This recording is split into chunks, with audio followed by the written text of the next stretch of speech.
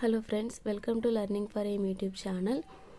మన కంటెంట్ మన ఛానల్లో అప్లోడ్ చేస్తున్న వీడియోస్ మీకు నచ్చినట్టయితే లైక్ చేయండి, సబ్స్క్రైబ్ చేసుకోండి. టెట్ డిఎస్సికి చదువుకున్న వాళ్ళకి షేర్ చేయండి. ఎందుకంటే మీరు ఒక షేర్ చేయడం వల్ల మనం పెట్టే వీడియోస్లో ఏ ఒక్క క్వశ్చన్ అనేది వాళ్ళకు ఎగ్జామ్లో వచ్చినా కానీ వాళ్ళకి చాలా హెల్ప్ఫుల్ చేసినట్టు అయిన వాళ్ళం అవుతాం. కాబట్టి ఎవరైనా నిజాయితీగా కష్టపడి చదివే వాళ్ళు ఉంటారు కదా, వాళ్ళకి ఖచ్చితంగా షేర్ చేయండి. ఈ వీడియో వాళ్ళకి యూస్ఫుల్ అయితే మీరు హ్యాపీ, నేను హ్యాపీ. అండ్ మీరు సపోర్ట్ చేస్తున్నందుకు చాలా థ్యాంక్స్. ఇంగ్లీష్ గ్రామర్ వీడియోస్ని మంచిగా రీచ్ చేస్తున్నారు. Thank you for watching. And మనం నెక్స్ట్ ఇంగ్లీష్ గ్రామర్లానే తెలుగు గ్రామర్ కూడా 3rd to 8th క్లాస్ వరకు నోట్ చేసి పెట్టాను. తెలుగు వ్యాకరణంలో మొత్తం ఎన్ని అయితే పార్ట్స్ ఉన్నాయో మనకి టెట్ సిలబస్లో అన్ని పార్ట్స్కి సంబంధించినటువంటి పేజ్ నెంబర్తో సహా తీసుకున్నాను. సో ఆల్రెడీ మనం పర్యాయ పదాలు అనే టాపిక్ కంప్లీట్ చేసేసుకున్నాం. టోటల్ 3rd నుంచి 8th వరకు పర్యాయ పదాలని టెట్ సంబంధించి కంప్లీట్ చేసేసాను. వీటి నుంచి ఖచ్చితంగా already previous years question paper కూడా చూపించి మీకు వాటిలో క్వశ్చన్ వచ్చిందా లేదా అని ప్రూఫ్తో కూడా చూపించాను. కాబట్టి మీరు కంపల్సరీగా చూడండి. ఒక మార్క్ అనేది మీరు మీ కౌంట్లోకి వచ్చినట్టు ఫిక్స్ అయిపోండి. నెక్స్ట్ ఈ వీడియో వచ్చేసేసి మనకి నెక్స్ట్ ఇంపార్టెంట్ టాపిక్ సందులు అనమాట. తెలుగు సందులు, సంస్కృత సందులు. మన టెట్ సిలబస్లో ఏ సందులు అయితే మెన్షన్ చేశారో వాటితో పాటు టెక్స్ట్ బుక్లో ఉన్నటువంటి అన్ని సందులకు సంబంధించినటువంటి ఇన్ఫర్మేషన్ అయితే మనం ఈ వీడియోలో చూద్దాం.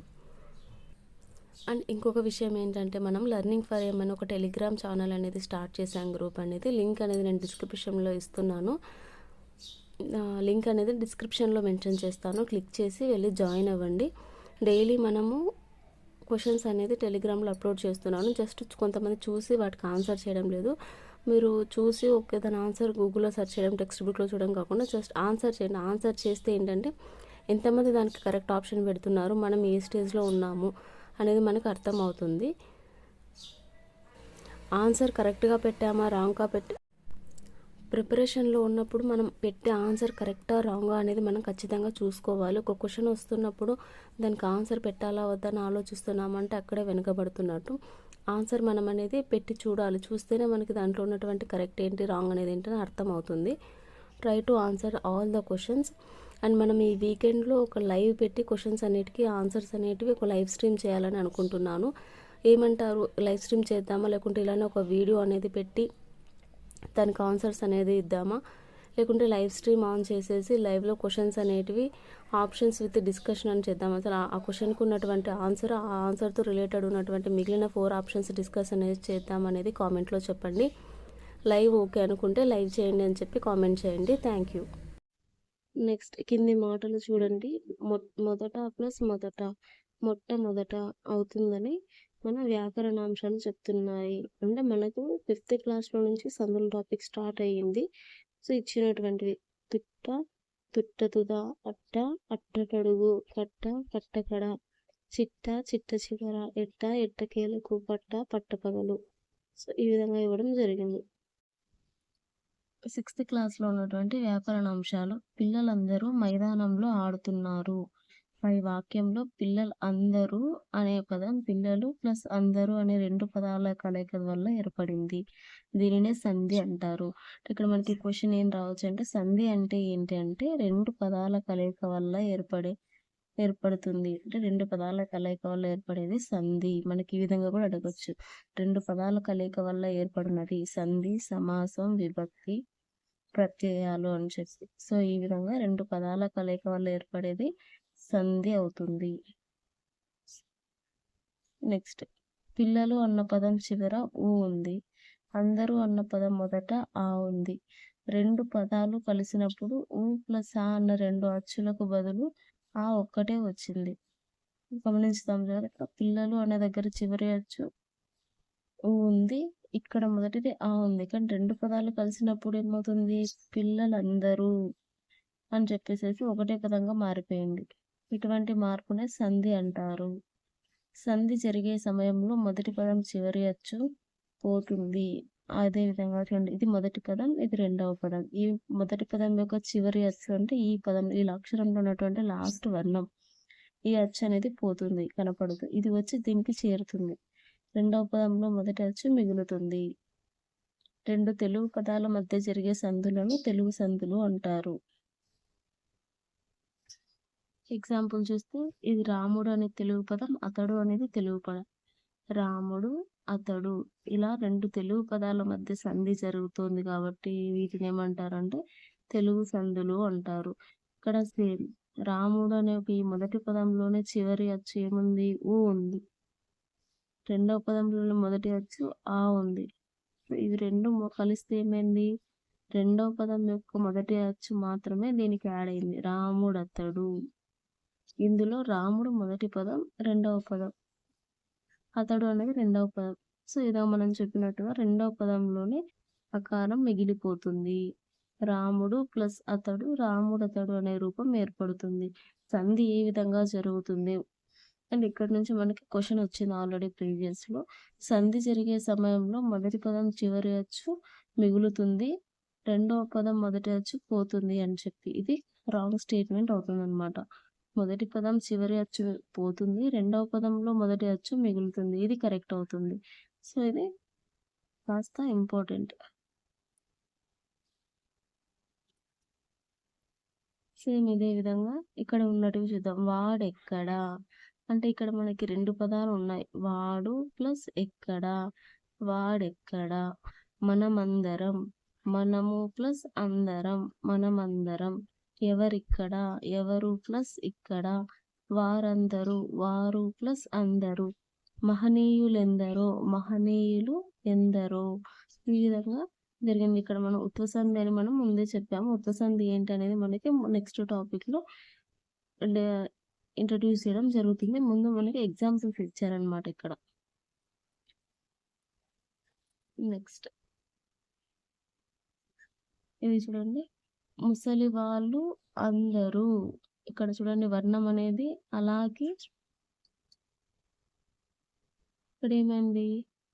ఊ అలాలో ఉన్నటువంటి చివరి అక్షరం ఏముంది? ఊ ఉంది. ప్లస్ ఆ రెండవ పదం మొదటి అచ్చు ఆ ఉంది.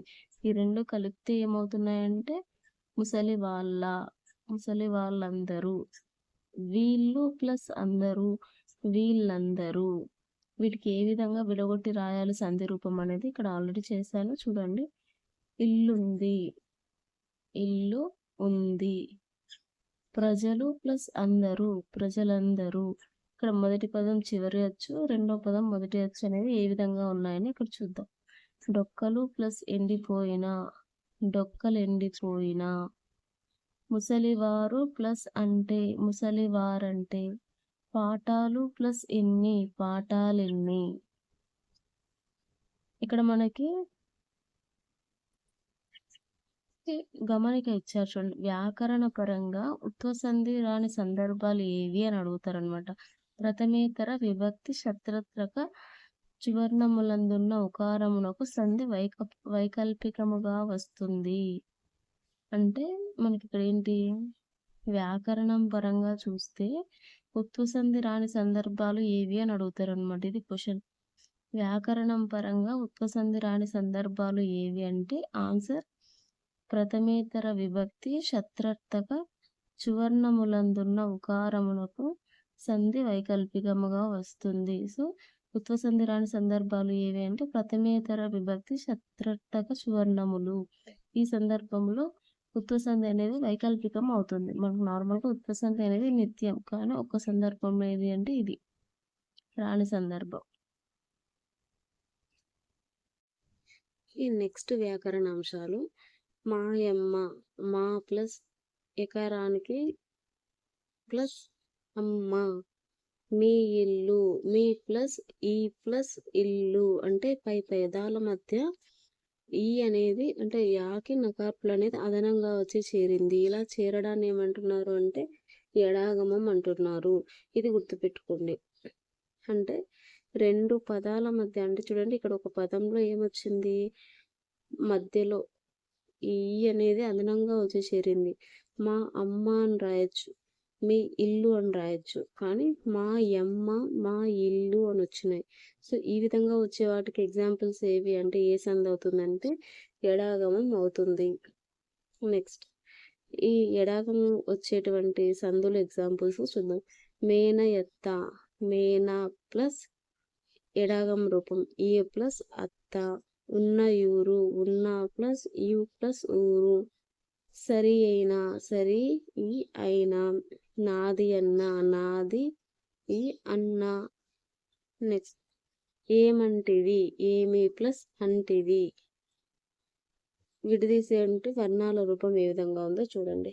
మా అనేది వచ్చింది ఇక్కడ, ఈ ప్లస్ ఆ మా వస్తుంది. ఒక పదం ఇట్లా ఒక అక్షరం రావాలి అంటే అందులో ఉన్నటువంటి వర్ణాలు ఎన్ని ఉన్నాయి, 3 ఉన్నాయి. ఇది సంధి జరిగితే ఈ విధంగా ఉంటుంది. ఏమి అంటివి, ఏమి ప్లస్ ఈ ప్లస్ అంటివి, ఈ ప్లస్ ఆ అనేది యా అవుతుంది ఇక్కడ. మీ అనేది రావాలి అంటే ఉండాలి, ఈ ఉండాలి, ఆ ఉండాలి, ఇలా 3 ఉండాలి. ఇది కూడా ఇంపార్టెంట్. ఏమంటివి అని ఇచ్చి మా యొక్క సంధి రూపం జరిగితే ఏ విధంగా ఉంటుంది అనడానికి ఇది కూడా ఒక ఎగ్జాంపుల్ అనమాట. సంధి జరగకపోతే ఈ విధంగా, అంటే సంధి జరగలేదు అంటే ఏంటి, అక్కడ ఎడాగమం సంధి వచ్చింది అని అర్థం. వచ్చిరి ఇప్పుడు, వచ్చిరి ప్లస్ ఇప్పుడు ఈ విధంగా ఉంటుంది. ఈ ఆ. నెక్స్ట్ వచ్చిరి ఇప్పుడు, ఇక్కడ కలిసిపోయింది, రాకి పాకి సంధి కలిసిపోయింది. ఇక్కడ ఈ అనేది అదనంగా వచ్చి చేరింది. వచ్చిరి ఈ ప్లస్ ఇప్పుడు. ఈ పైన పదాలను విడదీసినప్పుడు మొదటి పదం చివర ఈ వచ్చింది. ఇదిగోండి ఏమి, ఏమి అంటే అది ఏమవుతుంది, ఇత్వం ఉంది ఇక్కడ. రెండవ పదం మొదట ఏమొచ్చింది, ఆ ఈ అంటే అచ్చులు వచ్చాయి. ఇక్కడ ఏమొచ్చాయి, వచ్చిరి, ఆ కానీ ఈ కానీ అనేవి వచ్చాయి అనమాట. రెండవ పదం అంటే రెండవ పదం మొదట ఆ ఈ వంటి అచ్చులు వచ్చాయి. రెండవ పదాలు అంటే ఏంటివి, ఇవి. ఇవి మొదటి పదాలు. వచ్చిరి, ఏమి అనేవి మొదటి పదాలు అవుతాయి. రెండవ పదాలు అంటివి, ఇప్పుడు అనేటివి. సో కాబట్టి రెండవ పదంలో ఉన్నటువంటి మొదటి అచ్చులు ఏంటివి, ఆ ఈ అనేటివి. సో ఇత్వంపై సంధి తప్పక జరగాలనే నియమం లేదు. జరగవచ్చు, జరగకపోవచ్చు. వ్యాకరణంలో ఇలాంటి పరిస్థితిని ఏమంటారు అంటే వైకల్పికం అంటారు. అంటే మనకు ఉత్వసంధి అనేది ఏమంటే ఖచ్చితంగా జరగాలి. ఉత్వసంధి ఏమంటే ఖచ్చితంగా జరగాలి. కానీ ఇత్వం అంటే ఇకారం అని కూడా అంటారు కదా, ఇత్వం అనేది వ్యాకరణంలో తప్పకుండా జరగాలనేది లేదనమాట. ఉత్వసంధిలో సంధి ఖచ్చితంగా జరుగుతుంది. ఇత్వంలో తప్పకుండా జరగాలని లేదు. ఒకసారి జరుగుతుంది, ఒకసారి జరగదు. జరిగితే ఇత్వం అవుతుంది, జరగకపోతే ఎడాగమం అయింది. ఈ విధంగా నాదన్నా, నాది అన్న, నాది ఎన్న, నాది ఈ ప్లస్ అన్న, అదొకటి, అది ప్లస్ ఒకటి. ఇట్లా ఈ అనేది అదనంగా వచ్చి చేరింది అంటే అది ఖచ్చితంగా ఎడాగమం అవుతుంది. ఈ విధంగా ఇక్కడ చూడండి, లేకున్నాలు, లేక ప్లస్ ఉన్నా అంటే ఇక్కడ ఏముంది, మొదటి పదం చివరి ఏముంది, ఆ ఉంది. అంటే ఇదేమవుతుంది, అత్వసంధి అవుతుంది. ఇక్కడ అన్నిట్లో కూడా ఒకటి ఎక్స్ట్రా ఇచ్చాడు చూడండి, లేకున్నా అన్న దాంట్లో లేక ప్లస్ ఉన్నా, ఇది అత్వసంధి అవుతుంది. ఇది ఎడాగమం అయ్యింది. నెక్స్ట్ మరి ఏమి, మరి ప్లస్ ఏమి, మరేమి అయింది. ఇది ప్లస్ అంతా, ఇదంతా. దీనికి సంధి జరిగితే ఈ విధంగా ఉంటాయి, సంధి జరగకపోతే అంటే ఎడాగమం వస్తే ఈ విధంగా రాయాలి. ఇత్వం అయితే ఈ విధంగా ఉంటాయి. రానిది ప్లస్ అని, రానిదని, అది ప్లస్ ఎట్లు, అది ఎట్లు. సో మనకి క్వశ్చన్ ఏ విధంగా అయినా ఇవ్వచ్చు అనమాట. మరేమి అనన్నా ఇచ్చి సంధి రూపం అడుగుతారు, లేదా సంధి రూపం ఇచ్చి దాని యొక్క పదం ఏ విధంగా రాయాలని అడగచ్చు, లేదా అది ఏ సంధి అని అడగచ్చు. నెక్స్ట్ కాలమూరక, కాలము ప్లస్ ఊరక. మొదటి పదం చివర ఊ ఉంది, అచ్చు అనేది ఇక్కడ వచ్చింది కాబట్టి ఇది ఏమవుతుంది, ఉత్వసంధి. దీపమున్న, దీపము ప్లస్ ఉన్న. నేరములెన్నడు, నేరములు ప్లస్ ఎన్నడు. నెక్స్ట్ జనములు ప్లస్ అందరూ, జనములందరూ. మేలు ప్లస్ అది, మేలది. మేగుడు ప్లస్ ఒక, మేగుడొక. ఉత్వసంధి. సో ఇప్పుడు సందులు రెండు పదాల మధ్య సంధి జరిగినప్పుడు మొదటి పదం చివర ఉండే అచ్చు పేరుతో ఆ సంధిని పిలుస్తాం. మనకి ఎందుకు అత్వసంధి, ఇత్వసంధి, ఉత్వసంధి అని తెలుగు సంధులు వచ్చాయంటే రెండు పదాల మధ్య సంధి జరిగినప్పుడు మొదటి పదం చివరి ఉండే అచ్చు పేరుతోనే ఆ సంధిని పిలుస్తున్నాం. ఇప్పుడు చూసినప్పుడు, చూసిన అంటే మొదటి పదం చివరి అచ్చు ఏమొచ్చింది? ఆ వచ్చింది. కాబట్టి ఇది ఏమవుతుంది? అత్వసంధి. సో ఈ విధంగా అలా వచ్చినవి ఏవి అంటే అత్వసంధి, ఈ ఉంటే ఇత్వసంధి, ఆ ఉంటే అత్వసంధి. అత్వసంధి అనేది బహుళం. మనం ఇదివరకటిగా చెప్పుకున్నట్టు అత్వసంధి బహుళం, నిత్యం ఏది? ఉత్వసంధి. అలానే నెక్స్ట్ సీతమ్మ, సీత ప్లస్ అమ్మ. ఈ విధంగా వర్ణం అనేది విడిపోయిందో ఇక్కడ చూడొచ్చు. చాలినంత, చాలిన ప్లస్ అంత. వచ్చినందుకు, వచ్చిన ప్లస్ అందుకు. ఇది సంధి నార్మల్గా జరిగే రూపం. అత్వసంధి బహుళం 4 విధాలుగా జరుగుతుంది కాబట్టి అందులో ఇది ఒక రూపం అయితే ఇది రెండో రూపం. సీత ప్లస్ అన్నది, సీత ఎన్నది, ఇది నిషేధ రూపం. ఇలా ఇచ్చి సీత ప్లస్ అన్నది, సీత ఎన్నది అన్నప్పుడు ఇది ఏ సంధి రూపం అని అడుగుతారు. నిషేధ రూపం, వైకల్పిక రూపం, అన్ని విధముగా వచ్చిన రూపం, నిత్యం. ఈ రెండిట్లో, ఈ 4 ఆప్షన్స్ ఏమవుతుంది? సీత ఎన్నది, సీత ప్లస్ అన్నది అన్నది ఏంటి? నిషేధ రూపం.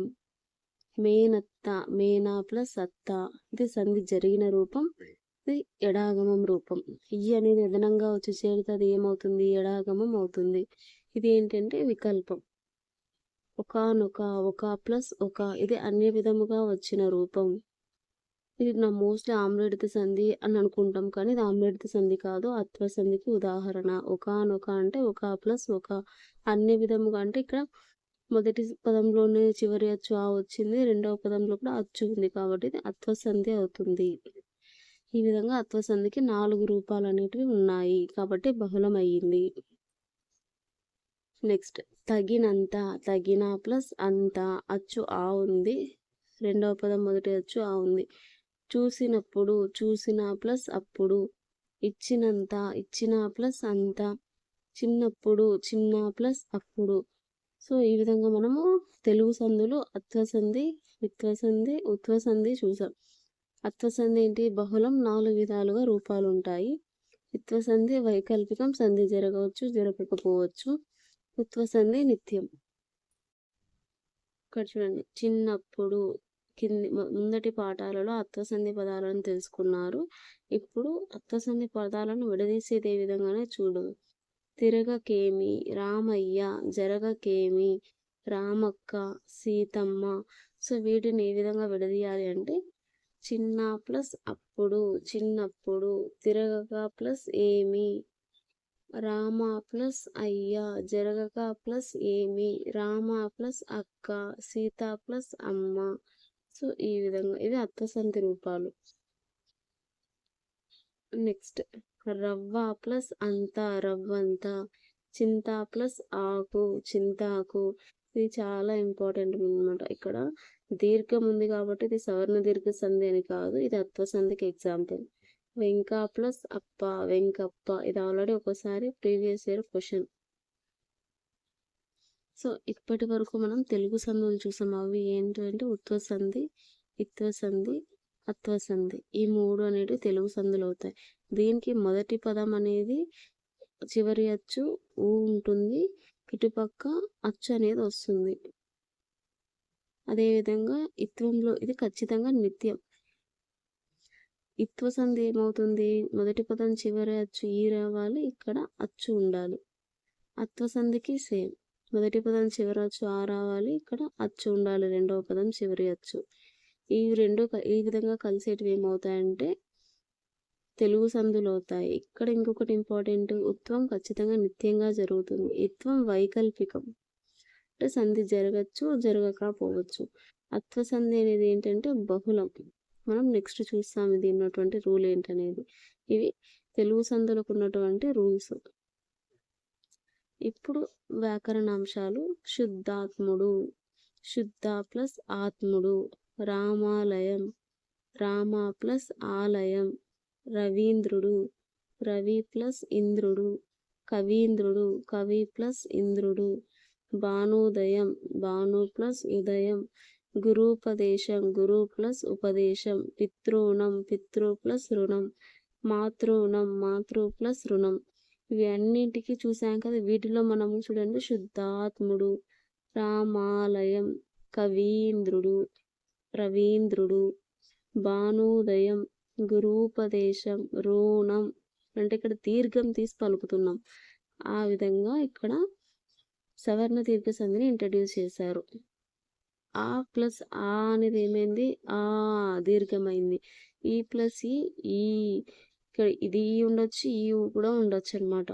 ఉ ప్లస్ ఊ, రు ప్లస్ రు ఇలా దీర్ఘం వస్తున్నాయి. ఇది మొదటి పదం చివరి అచ్చు, ఇది రెండవ పదం మొదటి అచ్చు. ఆ ఈ ఊరు అనే వర్ణాలకు అవే వర్ణాలు అంటే సవర్ణాలు కలిసినప్పుడు తప్పనిసరిగా దీర్ఘం రావడాన్ని సవర్ణ దీర్ఘ సంధి అంటారు. సో ఇక్కడ సవర్ణాలు అంటే ఏంటంటే సేమ్ అవే వచ్చులు. సవర్ణాలు అంటే సేమ్ వర్ణాలు. ఆ వర్ణానికి ఉండే సవర్ణాలు ఆ, ఈ వర్ణానికి ఈ, ఊ వర్ణానికి ఊ, రు వర్ణానికి రు రు. సో సవర్ణాలు అంటే సేమ్ అవే వాటి వర్ణాలే వచ్చి దీర్ఘాలు వస్తున్నాయి. అందుకే ఇది సవర్ణ. సేమ్ వర్ణాలు వచ్చి దీర్ఘం వస్తుంది కాబట్టి ఇది సవర్ణ దీర్ఘ సంధి. నెక్స్ట్ సంస్కృత పదాలు పైన ఉన్నటువంటి సంస్కృత పదాలు కాబట్టి సంస్కృత పదాల మధ్య జరిగే సందులను ఏమంటారు, సంస్కృత సందులు అంటారు. అదే రెండు తెలుగు పదాల మధ్య జరిగే సంధిని ఏమన్నారు, తెలుగు సందులు అన్నారు. సో మనకి ఇచ్చినటువంటి సంధి రూపంలో ఉండేటివి తెలుగు పదాల, సంస్కృత పదాలు అనేది కూడా మనకి అంచనా ఉండాలి. తెలుగు పదం అయితే తెలుగు సందుల్లోనే వివరణ అనేది ఉంటుంది రూపం. ఇవి సంస్కృత పదాలు కాబట్టి ఇక్కడ సవర్ణ దీర్ఘ సంధి అయ్యింది. సో సవర్ణ దీర్ఘ సంధి అంటే సవర్ణాలు వచ్చింటాయి దీర్ఘాలతో పాటు. సో కాబట్టి సవర్ణాలు అంటే ఏంటి, అవే వర్ణాలు సేమ్ ఉంటాయి. అందుకే ఇది సవర్ణ దీర్ఘ సంధి. సవర్ణ దీర్ఘ సంధి అర్థమైంది. వాటికి ఎగ్జాంపుల్స్ విద్యార్థి, విద్య ప్లస్ అర్థి. ఇక్కడ దీర్ఘం రాలేదు, ఇది ఇంపార్టెంట్ గుర్తుపెట్టుకోవాల్సింది. విద్యార్థి. కవీశ్వరుడు, కవి ప్లస్ ఈశ్వరుడు. కోటీశ్వరుడు, కోటి ప్లస్ ఈశ్వరుడు. వధూపేతుడు, వధు ప్లస్ ఉపేతుడు. దేవాలయం, దేవ ప్లస్ ఆలయం. ఇక్కడ మొదటి పదం చివరి అచ్చులో ఖచ్చితంగా ఆ ఈ ఊరులు మాత్రమే ఉన్నాయి. ఆ ఈ ఊరు అనే వర్ణాలకు అవే వర్ణాలు వస్తున్నాయి. చూడండి ఆ, ఈ, ఊ, ఆ మొదటి పదం చివరి అచ్చులో ఆ ఈ ఊరులు ఉన్నాయి. వాటికి అవే సవర్ణాలు వచ్చి దీర్ఘాలు వచ్చాయి కాబట్టి సవర్ణ దీర్ఘ సంధి. సో ఇక్కడ మనం అబ్జర్వ్ చేస్తే సవర్ణ దీర్ఘ సంధి అంటే ఏంటి, మొదటి పదం చివరి అచ్చులో ఈ వర్ణాలు అనేటివి ఉండాలి. ఈ వర్ణాలకు సవర్ణాలుగా అవే వర్ణాలు వచ్చి దీర్ఘం రావాలి. అది మనకి సవర్ణ దీర్ఘ సంధి అవుతుంది. సో ఆ విధంగా ఇక్కడ చూడండి కవి, విద్య, ఆ, ఈ ఊ, ఆ ఈ ఊ మాత్రమే వచ్చాయి. వాటికి అవే వర్ణాలే వచ్చాయి, సేమ్ వర్ణాలే వచ్చి దీర్ఘాలు వచ్చాయి. సో అవే వర్ణాలే వచ్చాయి, వాటికి దీర్ఘాలు రావడం చేత ఇది సవర్ణ దీర్ఘ సంధి అయ్యింది. సో ఇప్పుడు వ్యాకరణాంశాలు. అక్క చెల్లెళ్ళు, అక్క చెల్లెలు ఇవి సమాసాలు. వ్యాకరణాంశాలు నెక్స్ట్ పార్ట్.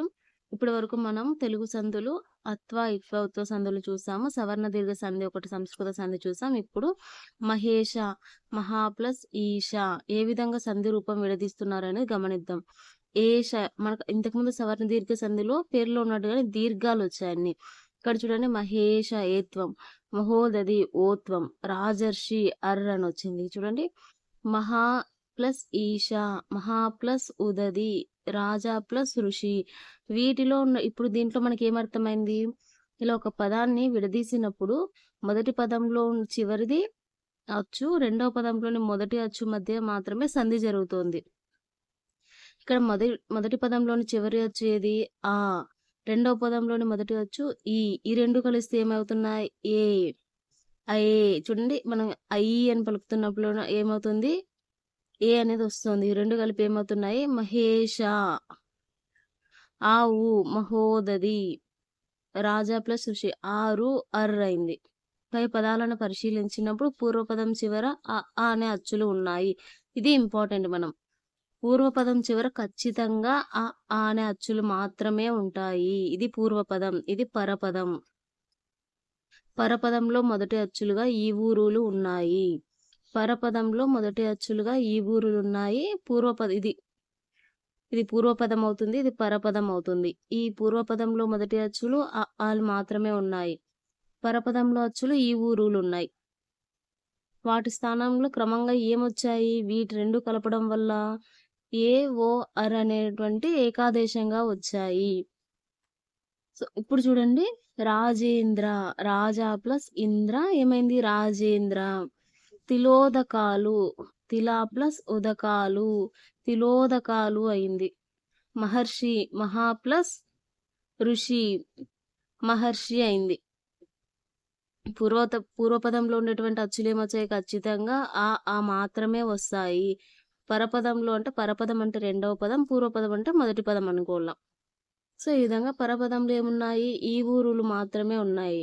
వీటికి ఆదేశంగా ఏమొచ్చాయి? ఏవో అనేటివి ఏకాదేశంగా వచ్చాయి ఈ రెండింటిని కలపడం వల్ల. ఇప్పుడు అసలు మనకి ఏ సంధిని పరిచయం చేశారు? అ, ఆ అనే పూర్వపదంలో ఉన్నటువంటి అచ్చులకి పరపదంలో ఈ ఊరులు వస్తే వాటికి ఏకాదేశంగా ఏమొచ్చాయి? ఏఓఆర్లు వచ్చాయి. అసలు ఈ ఏఓఆర్లు అనేటివి ఏంటివి? ఏఓఆర్లను గుణములు అంటారు. ఇలా అకారానికి అ, ఆ, ఈ ఊరులు అంటే వీటికి ఈ ఊరులకు దీర్ఘాలు ఏమున్నాయి? ఈకి ఈ, ఊరు ఇలాంటి వాటికి పరమైతే వేటికి ఈ అ, ఆ అనే మొదటి పదంలోని పూర్వపదంలోని అచ్చులకి ఈ ఊరులు అనేటివి పరమైతే ఖచ్చితంగా ఏవార్లు వస్తాయి. ఇలా వచ్చినటువంటి సందర్భాన్ని ఏమంటారంటే గుణసంధి అంటారు.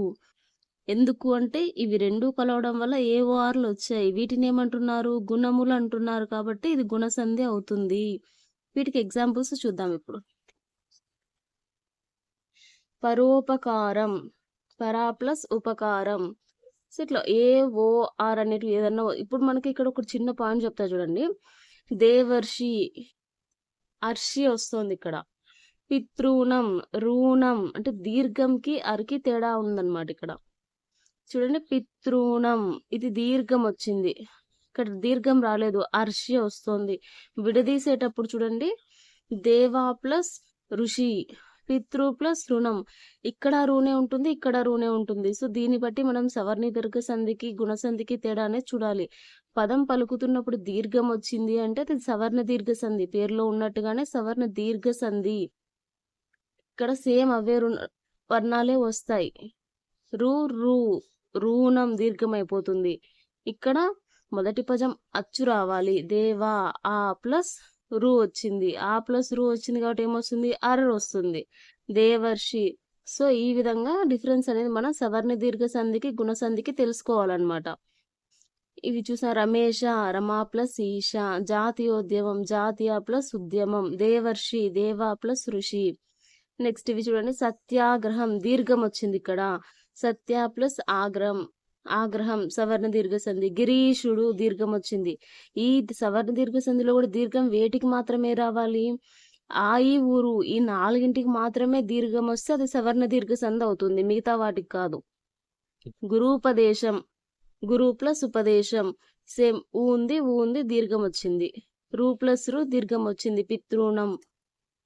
నెక్స్ట్ శైలా ప్లస్ అగ్రం, శైలాగ్రం. ముని ప్లస్ ఇంద్రుడు, సేమ్ వర్ణాలు వచ్చి దీర్ఘాలు వస్తున్నాయి, మునీంద్రుడు. మధు ప్లస్ ఉదయం, మధు ఉదయం.